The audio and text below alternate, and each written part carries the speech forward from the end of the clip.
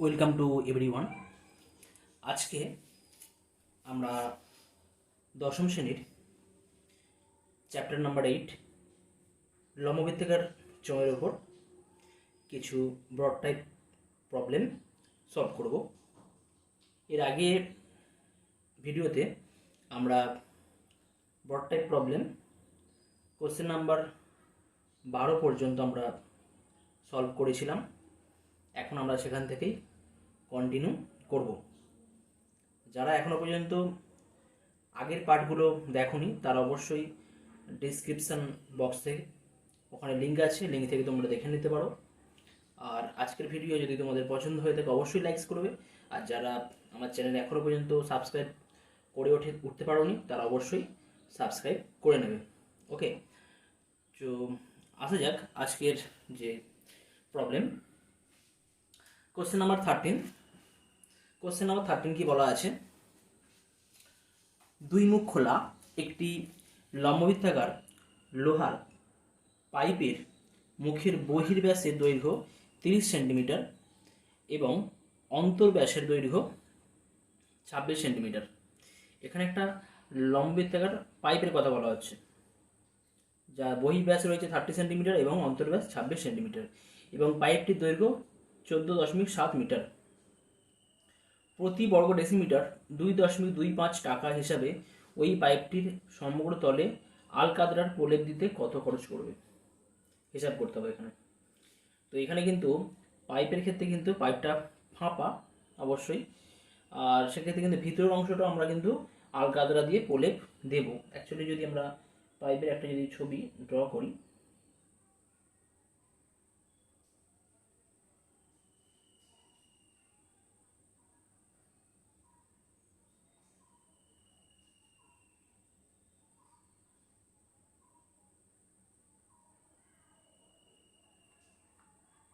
ওকে, তো এই ক্ষেত্রে আমাদের বলা আছে যে বহির্ব্যাসের দৈর্ঘ্য 30 সেন্টিমিটার। তো বহির্ব্যাস যদি হয়, এটা তো আমাদের এইখান থেকে এটা বহির্ব্যাসার্ধ হবে এটা, আর এইখান থেকে এটা হবে আমাদের এটা হবে অন্তর্ব্যাস। একটা অন্তর্ব্যাসার্ধ এবং এটা হবে বহির্ব্যাসার্ধ। তো আমি বহির্ব্যাসার্ধ নাম নিচ্ছি এটা R1। ওকে, এটাই ধরে নিচ্ছি R1 বহির্ব্যাসার্ধ, আর অন্তর্ব্যাসার্ধ যেটা আছে সেটাকে ধরে নিচ্ছি R2। তো এই ক্ষেত্রে সমগ্র অংশ মানে কি, এই ধরনের পাইপ রয়েছে, এর বাইরের অংশটাও তো আলকাতরা প্রলেপ করতে হবে, প্লাস এই পোর্শনগুলো কিন্তু প্রলেপ হবে। ওকে, কতটা পুরু আর কি, এই পোর্শনটাও প্রলেপ হবে আর ভিতরের পোর্শনও পুরু হবে, এই প্রলেপ হবে। তো আমরা কিভাবে করব? তো এখানে বহির্ব্যাস আমাদের 30 সেন্টিমিটার দেওয়া আছে, অন্তর্ব্যাস দেওয়া আছে 26 সেন্টিমিটার। তাহলে বহির্ব্যাসার্ধ কত হবে? R1 সমান 15 সেন্টিমিটার। অন্তর্ব্যাসার্ধ R2 কত হয়ে যাবে? 13 সেন্টিমিটার। এই বহির্ব্যাসার্ধ R1 ধরা হয়েছে এবং অন্তর্ব্যাসার্ধ বহির্ব্যাসার্ধ R1 ধরা হয়েছে এবং অন্তর্ব্যাসার্ধ R2 এখানে ধরা হয়েছে। আর এই পাইপটির দৈর্ঘ্য 14.7 মিটার। 14.7 মিটারকে আমি সেন্টিমিটার ট্রান্সফার করে নিচ্ছি, যার থ্রু দিয়ে আমাদের এখানে দেওয়া আছে ডেসিমিটারে, তো ডেসিমিটার ট্রান্সফার করবো বটে। আমি সমস্ত এককগুলো এখানে সেন্টিমিটার করছি, এখন পরে ডেসিমিটারে করে নেব। তো এখানে এইচ সমান 1470 সেন্টিমিটার। তো পাইপের সমগ্র তলের ক্ষেত্রফলের ফর্মুলা তোমরা জানো কি ফর্মুলা হয় এক্ষেত্রে? সমগ্র তলের ক্ষেত্রফলের ক্ষেত্রে আমাদের কিন্তু এই বাইরের পোর্শনটা প্লাস ভিতরের পোর্শনটা, তার 2πr1h প্লাস 2πr2h ওটা নিতে হবে, এবং এই যে পোর্শনগুলো আছে এই পোর্শনগুলোর জন্য আমাদের কী বার করতে হবে না, πr1² মাইনাস πr2², তাই তো এই অংশটার ক্ষেত্রফল। এবার যেহেতু দুখানে এই অংশ আছে, এখানে একটা অংশ এইখানে একটা অংশ, তাহলে দুটো অংশের জন্য 2πr1² মাইনাস r2² এত বর্গ সেন্টিমিটার। r1² মাইনাস r2² যদি ব্রেক করা হয় a² minus b² formula a plus b into a minus b, কী পাবো? r1 plus r2 into r1 minus r2। ওকে, নেক্সট লাইন আমরা পরবর্তী লাইনে কি করব না, কি করা হয়েছে এখান থেকে আমরা just 2πr1 plus r2 common নিচ্ছি। 2πr1 প্লাস r2 কমন নিলে কি পড়ে থাকবে? h plus r1 minus r2, h plus r1 minus r2 বর্গ সেন্টিমিটার। নেক্সট লাইনে আমরা কি করেছি? ভ্যালুগুলো পুট করেছি। r1 এর ভ্যালু কত ধরা হয়েছে? r1 এর ভ্যালু আমরা নিয়েছি কত না 15 সেন্টিমিটার। R2 ভ্যালু কত? 13 সেন্টিমিটার। 15 আর 13, আর এইচের ভ্যালু 1470, 1470 প্লাস 15 মাইনাস 13 বর্গ সেন্টিমিটার। 15 প্লাস 13 28, আর এটা ক্যালকুলেশন করলে আমরা পাবো +2 করলে 1472। 7 সাথে আমরা ক্যান্সেল করেছি, কাটাকুটি করে পেয়েছি 4 পেয়েছি এটা। তাহলে এই পুরো পোর্শনটা যদি গুণ করা হয়, গুণ করলে পাবো 259072 বর্গ সেন্টিমিটার। 259072 বর্গ সেন্টিমিটার। এখন আমাদের কোশ্চেনে দেওয়া রয়েছে যে প্রতি বর্গ ডেসিমিটার 2.25 টাকা হিসাবে খরচ হয়, আলগা করে বলে দিতে গেলে প্রতি বর্গ ডেসিমিটারে। তো এখানে পেয়েছি সেন্টিমিটার, তো সেন্টিমিটার থেকে ডেসিমিটার ট্রান্সফার করতে গেলে কী করতে হয় তোমরা জানো, কিমি, হিমি, ডেকা, ইমি, ডেসিমি, সেন্টিমি। তো এখানে সেখানে 10 দিয়ে ভাগ করতে হতো, কিন্তু আমরা এখানে বর্গ আছে যেহেতু 100 দিয়ে ভাগ করেছি। 259072কে 100 দিয়ে ভাগ করলে কী পাবো? 2590.72 এত বর্গ ডেসিমিটার। এখন বলা আছে যে প্রতি বর্গ ডেসিমিটারে 2.25 টাকা যদি খরচ হয় তাহলে মোট কত খরচ করবে, ওই জন্য কি লেখা হয়েছে, প্রতি বর্গ ডেসিমিটার 2.25 টাকা হিসাবে ওই পাইপটির সমগ্র তলে আলগা দ্বারা প্রলেপ দিতে খরচ হবে। 2.25 দিয়ে গুণ করা হবে জাস্ট, 2590.72 ইন্টু 2.25 সমান কত হচ্ছে না 5829.12 টাকা। গুণটা তোমরা নিজেরা করবে, ক্যালকুলেশন করে দেখবে, এই অ্যান্সারটা পাবে। ওকে, পরবর্তী কোশ্চেন নাম্বার 14, ভালো অঙ্ক। কোশ্চেন নাম্বার 14 কি দেওয়া রয়েছে দেখা যাক।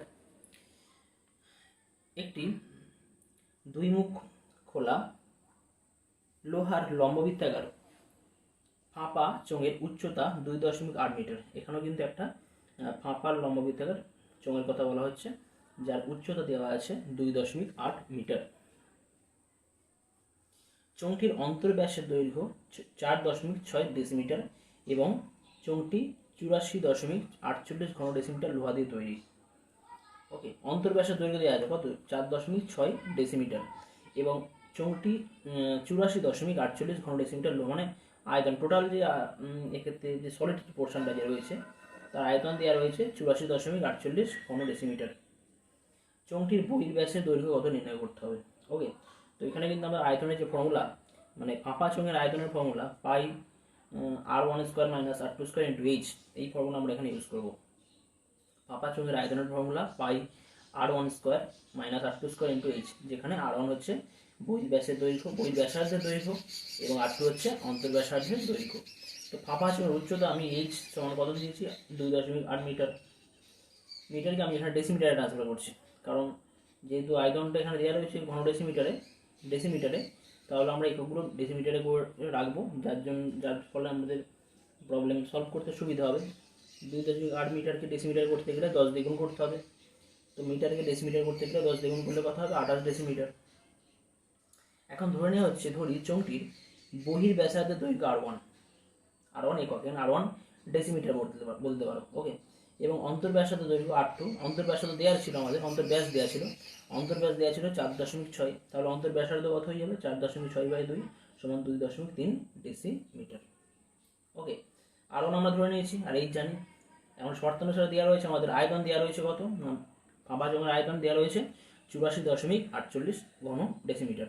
তাহলে ফর্মুলা আমরা ইউজ করব, ফর্মুলা কি হয়, pi into r1² minus r2² into H equal to 84.48। এখন আমরা এখানে পায়ের ভ্যালু পুট করেছি, পায়ের ভ্যালু কত 22/7 into r1² minus r2² into এইচের ভ্যালু কত 28, ওখানে ডেসিমিটার ছিল, ডান দিকে কি ছিল 84.48 রাখা হয়েছে। নেক্সট লাইন আমরা কি করেছি, r2 ভ্যালু এখানে পুট করা হয়েছে। r2 ভ্যালু কত, r2 ভ্যালু হচ্ছে 2.3, তাই তো, এখানে r2², তাহলে 2.3 হোল স্কোয়ার, আর এদিকে আছে r1²। 22 আর 28 আমরা নিচে নামিয়ে এনেছি, ডান দিকে নিচে নামানো আছে 22 আর 28, আর 7 ওপরে গুণ হয়ে গেছে ইন্টু 7, কাটাকুটি করলে কত হয়েছে, 28কে আমরা 7 দিয়ে কেটেছি, 7 4 28, আর 4 দিয়ে কাটলে এটা হবে আমাদের, যদি আমরা 11 দিয়ে কাটি বা 4 দিয়ে কাটি, এটা 4 দিয়ে কাটি পাওয়া যাচ্ছে 21.12, এবং 11 দিয়ে কাটলে আমরা কিন্তু ক্যালকুলেশন করে পাবো 0.96, অতএব r1² মাইনাস 5.29 ইকুয়াল টু 0.96।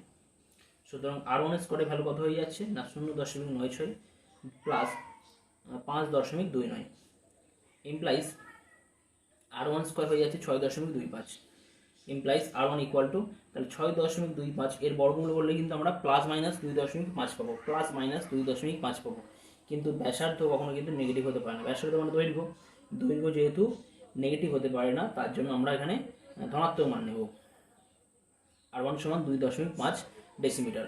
সুতরাং চোঙটির বহির ব্যাসের দৈর্ঘ্য কত হবে? এটা বহির ব্যাসার্ধ, তাহলে বহির ব্যাস 2R1 এর ভ্যালু 2.5 সমান 5 ডেসিমিটার।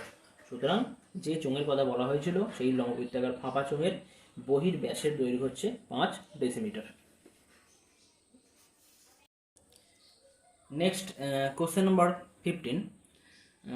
এই কোশ্চেন নাম্বার 15 তোমাদের পশ্চিমবঙ্গ বাংলা শিক্ষা পোর্টাল থেকে যে মডেল অ্যাক্টিভিটি টাস্ক দেওয়া হয়েছিল, বা এখানে মডেল অ্যাক্টিভিটি টাস্ক 2 মানে দ্বিতীয়বার যে মডেল অ্যাক্টিভিটি টাস্ক তোমাদের দেওয়া হয়েছিল, সেক্ষেত্রে এই কোশ্চেনটা তোমাদের কিন্তু দেওয়া হয়েছিল।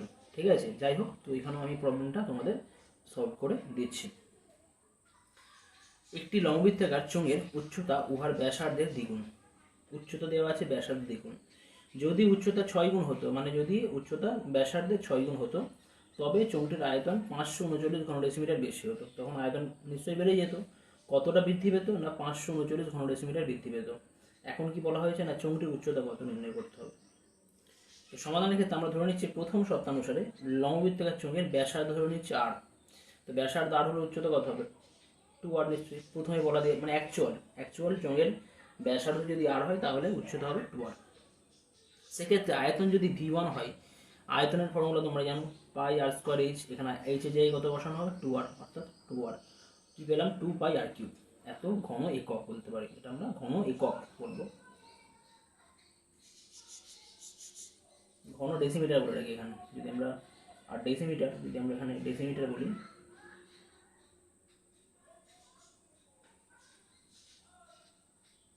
এটাকে আমরা ঘন ডেসিমিটার বলতে পারি।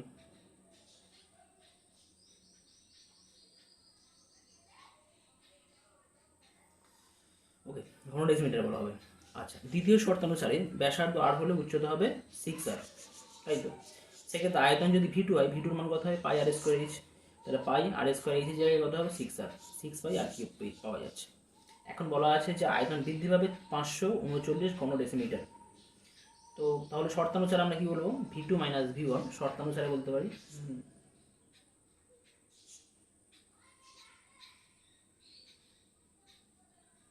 শর্তানুসারে V2 - V1 সমান 539। V2 এর ভ্যালু কত? 6πr³। V1 এর ভ্যালু কত? 2πr³। তাহলে 6πr³ - 2πr³ ইকুয়াল টু 539। তো 6πr³ থেকে 2πr³ যদি বিয়োগ করা হয় কি পাবো? 4πr³ equal to 539। 4 ইন্টু পাই এর ভ্যালু কত? 22/7। আর এর ভ্যালু তো আমরা জানি না, r³ ইকুয়াল টু 539। তাহলে r³ এর ভ্যালু কত পেয়ে যাবো? r³ এর ভ্যালু পাওয়া যাবে ইকুয়াল টু 539 ইন্টু 7, ডান দিকে গুণ হয়ে যাচ্ছে, ডান দিকে উপরে চলে যাবে, আর 4 আর 22 নিচে নেমে আসবে, 4 ইন্টু 22। এবার ক্যালকুলেশন করলে, কাটাকুটি করলে কিন্তু আমরা যেটা পাবো 49 ইন্টু 7, তাহলে 49 মানে কত হয়? 7 ইন্টু 7 ইন্টু 7, আর 4 ইন্টু 2, তাহলে 2 ইন্টু 2 ইন্টু 2। তাহলে এখানে r³ পেয়ে যাচ্ছি কত না? r³ দেখা যাচ্ছে r³ সমান 7/2 হোল কিউব। তাহলে r এর ভ্যালু কত হবে? 7/2। এখন আমাদের কি বলা আছে কোশ্চেনে, যে চোঙটির উচ্চতা, চোঙটির অ্যাকচুয়াল উচ্চতা কত ছিল, মানে প্রথমের দিকে চোঙের উচ্চতা কত ছিল? প্রথমের দিকে চোঙের উচ্চতা ছিল h সমান 2R। তাহলে আমরা h সমান 2R, চোঙের উচ্চতা h সমান 2R সমান 2 গুণিতক 7/2 সমান 7 ডেসিমিটার। এটাই হচ্ছে যে লম্ববৃত্তাকার চোঙের কথা বলা হয়েছিল, তার অ্যাকচুয়াল উচ্চতা হবে 7 ডেসিমিটার।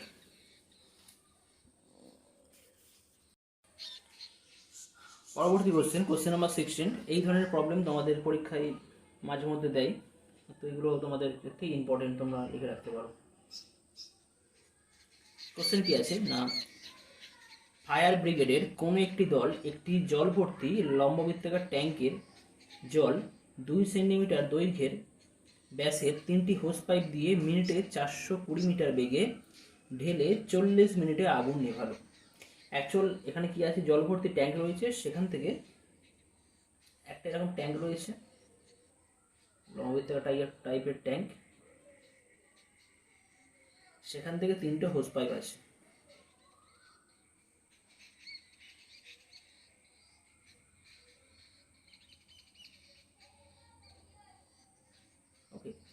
হোস পাইপ আছে। তো 3টে হোস পাইপ দিয়ে 420 মিটার প্রত্যেক, মানে 3টি হোস পাইপ দিয়ে মিনিটে 420 মিটার বেগে ঢেলে 40 মিনিটে আগুন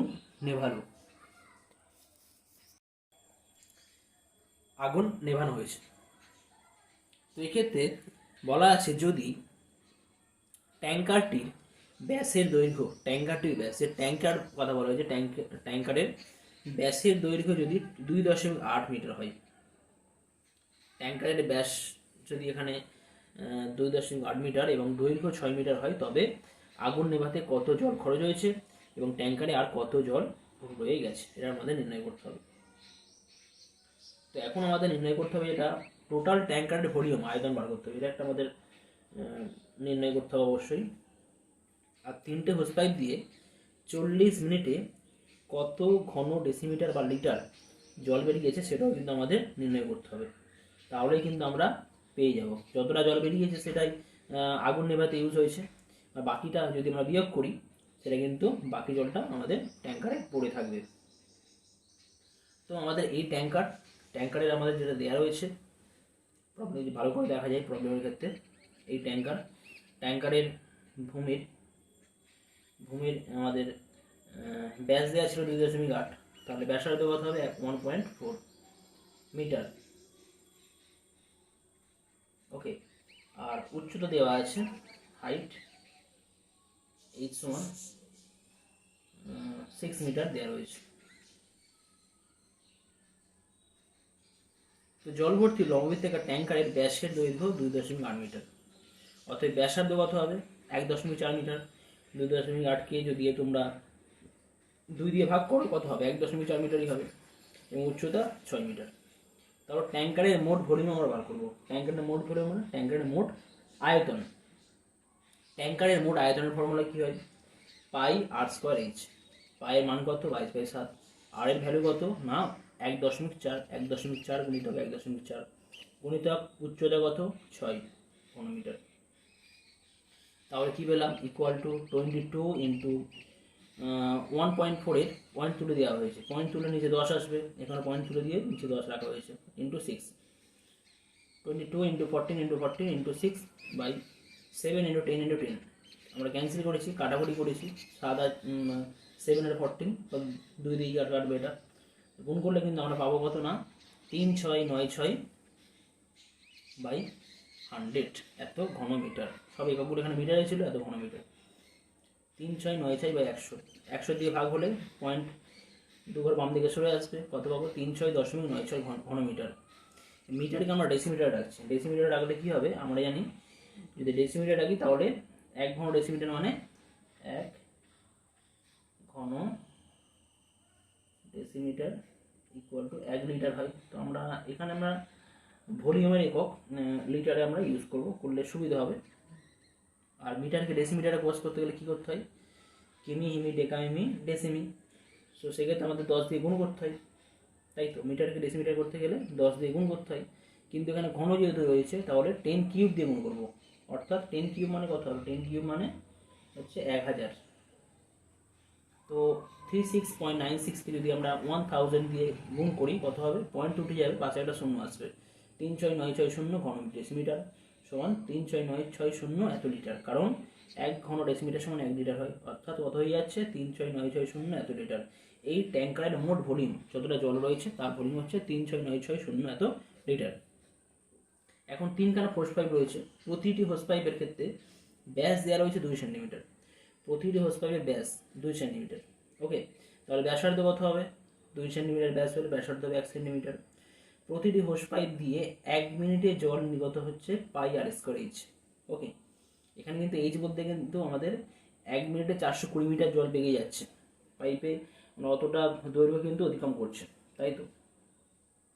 আর সেক্ষেত্রে আমাদের 3টি হোস পাইপ দিয়ে 40 মিনিটে জল নির্গত হবে না কত না 3টি হোস পাইপ দিয়ে 40 মিনিটে জল নির্গত হবে 3 into 40 into pi r square h, 3 into 40 into pi r square h সমান কত হবে 3 ইন্টু 40 ইন্টু পাই ভ্যালু কত 22/22/7 ইন্টু আর এর ভ্যালু কত 1 ইন্টু 1 আর স্কোয়ার ছিল, ইন্টু এইচ মানে কত ছিল, এইচ মানে আমাদের দিয়েছিল 420 মিটার।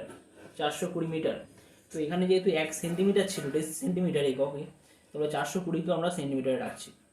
যেহেতু 1 সেন্টিমিটার ছিল তাহলে আমরা মানে ওই হোস পাইপের ক্ষেত্রে 1 মিনিটে যতটা জল যাচ্ছে 1 মিনিটে তার যে দৈর্ঘ্যটা আছে অথবা উচ্চতা বলতে পারি এখানে, এই সমান 420 মিটার ছিল।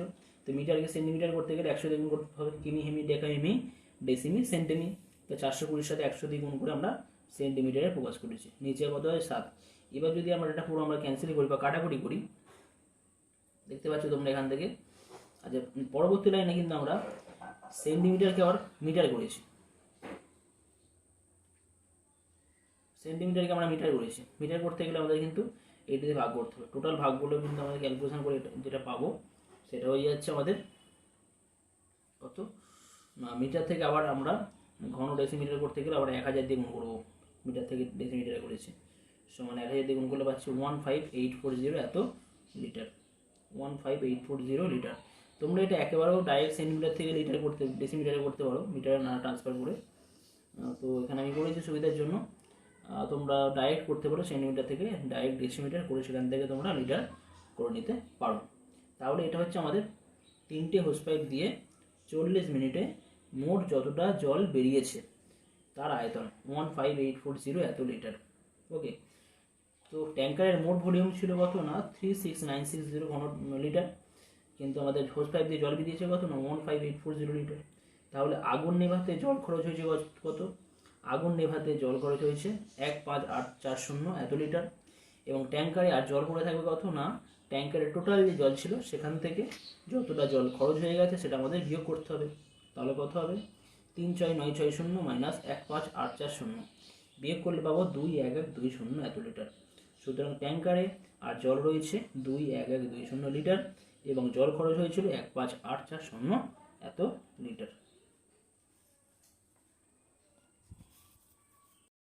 নেক্সট কোশ্চেন নাম্বার 17 কি আছে না, 17.5 সেন্টিমিটার ব্যাসের 4টি লম্ববৃত্তাকার ঢালাই পিলারের চারপাশে 3.5 সেন্টিমিটার পুরু মানে মোটা আর কি বালি সিমেন্টের প্লাস্টার করতে হবে। কতগুলো পিলার আছে না 4টে পিলার আছে।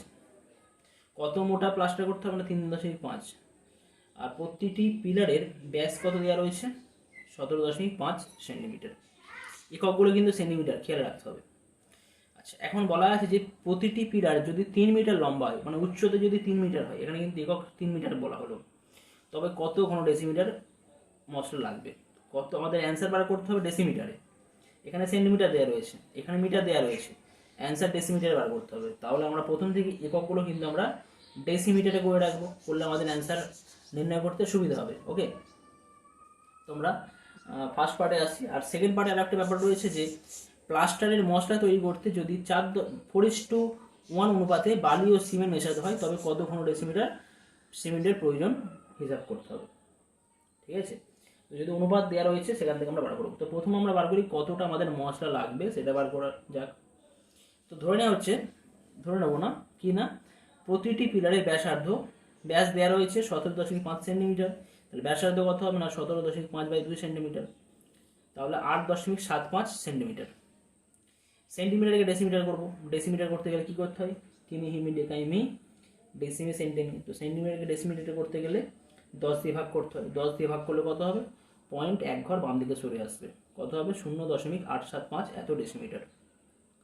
আচ্ছা, প্রতিটি পিলারের উচ্চতা দিয়ে আছে 3 মিটার, মিটারকে ডেসিমিটার করবো, মিটারকে ডেসিমিটার করতে গেলে কিমি হেমি ডেকা হেমি ডেসিমি, অর্থাৎ 10 দিয়ে গুণ করতে হবে। মিটারকে ডেসিমিটার করতে গেলে 10 দিয়ে গুণ করতে হয়, গুণ করলে কত হবে 30 ডেসিমিটার। তাহলে এখানে পেয়ে গেলাম ব্যাসার্ধ এবং উচ্চতা পেয়ে গেলাম প্রতিটি পিলারের ক্ষেত্রে। পিলারের চারপাশে 3.5 সেন্টিমিটার অর্থাৎ 0.37 ডেসিমিটার পুরু বালি সিমেন্টের প্লাস্টার করতে হবে। ওকে, তার মানে সেই যেমন আমাদের যে ফাঁপা চোঙের যে ব্যাপারটা তার বাইরের যে পোর্শন রয়েছে সেই পোর্শনের একটা ব্যাপার রয়ে যাচ্ছে। কিন্তু এখানে কিন্তু আমাদের অবশ্যই ভলিউম বার করতে হবে। এক্ষেত্রে প্রত্যেকটা পিলারের এখানে ভলিউম কিন্তু আমাদের বার করতে হবে, কতটা মোটা হবে যে প্লাস্টার তার ভলিউমটা বার করতে হবে। তো এখানে যদি আমি 0.35কে ধরে, তাহলে পিলারের প্রতিটি পিলারের যে ব্যাসার্ধ হবে সেটাকে যদি বহির্ব্যাসার্ধ ধরি R1 সমান 0.875 তার সাথে আমি 0.3 বার যোগ করছি, কারণ এতটা মোটা তো আমাদের প্লাস্টার করতে হবে, তাই তো। পিলারের যে পোর্শনটা আমাদের, প্রতিটি পিলারের যে পোর্শন, যদি একটা ছবি ড্র করি, আমরা ছবি ড্র করা ক্লিয়ার হয়ে যাবে ব্যাপারটা। এক্ষেত্রে আমাদের মোটা পিলারটা মোটা রয়েছে এতটা, ঠিক আছে।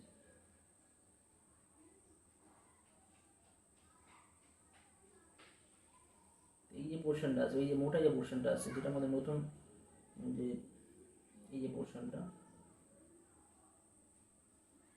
এই পোর্শনটা দেওয়া আছে কত না 0.35 ডেসিমিটার। আর অ্যাকচুয়াল আমাদের ব্যাসার্ধ ছিল কত না 0.875, মানে এই পোর্শনটা ছিল 0.875, এই পোর্শনটা ছিল 0.875, আর এই পোর্শনটা আমাদের আর দেওয়া রয়েছে না কত না 0.35 ডেসিমিটার। ওকে, তাহলে বহির্ব্যাসার্ধ যদি R1 ধরা হয়, R1 কত হয়ে যাবে না 0.875 প্লাস 0.35 যোগ করলে পাবো 1.225 ডেসিমিটার। এবং R2 যদি বলা হয় অন্তর্ব্যাসার্ধ, তাহলে অন্তর্ব্যাসার্ধ কত হয়ে যাবে, অন্তর্ব্যাসার্ধ হয়ে যাবে 0.875, শুধু জাস্ট এই যে রেড পোর্শন যেটা আছে 0.875 এত ডেসিমিটার। আর এইচ মানে কতটা হাইটটা তো আমাদের সেম থাকবে, হাইটের কোনো চেঞ্জ নেই এখানে, হাইট হয়ে যাচ্ছে 30 ডেসিমিটার, 30 ডেসিমিটার। তাহলে চারটি লম্ব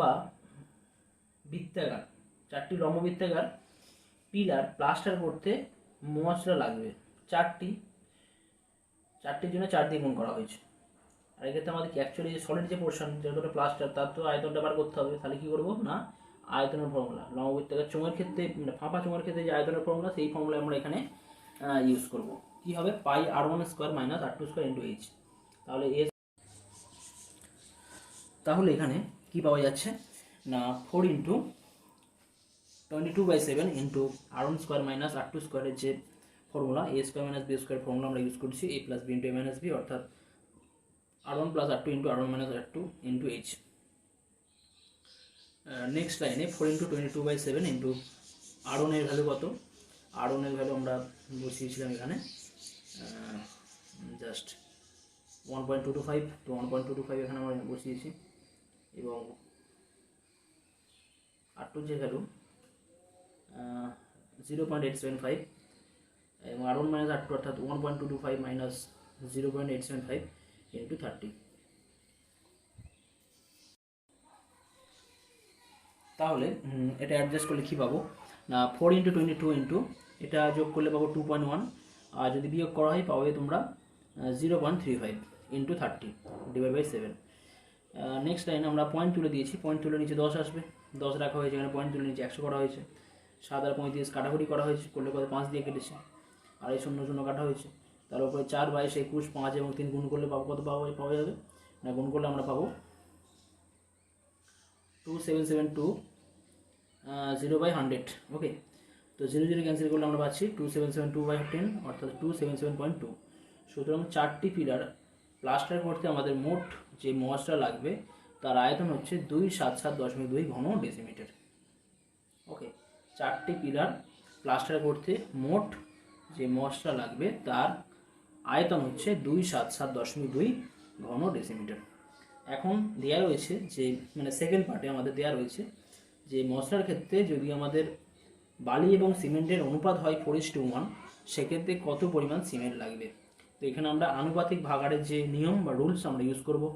তোমরা জানো এখানে সিমেন্টের ক্ষেত্রে আনুপাতিক ভাগাড় কত হবে 1/4 + 1, অর্থাৎ 1/5 ইন্টু 277.2 টোটাল মোট ছিল, তাহলে 1/5 ইন্টু 277.2 ঘন ডেসিমিটার, অর্থাৎ এটা গুণ করলে আমরা ভাগ করলে পাবো 55.44 ঘন ডেসিমিটার, 55.44 ঘন ডেসিমিটার। ভাগটা তোমরা নিজেরা করতে পারো, অথবা সিম্পল ভাগ করতে পারো, এইভাবে করতে পারো যে 277.2 ইন্টু 2 করলে, আর নিচে 10 2 দিয়ে গুণ করলে 10 হয়ে যাবে, এটা গুণ করলে পাবো 2 2 4, 7 2 গুণে 2 2 4 পয়েন্ট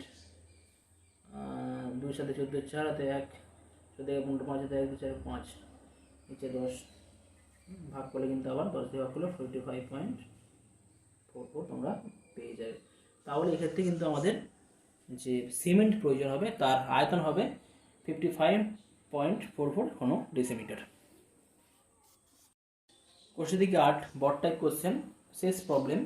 কোশ্চেন নাম্বার 18 কি আছে, একটি লম্ববৃত্তাকার ফাঁপা চোঙের বহির ব্যাসের দৈর্ঘ্য 16 সেন্টিমিটার।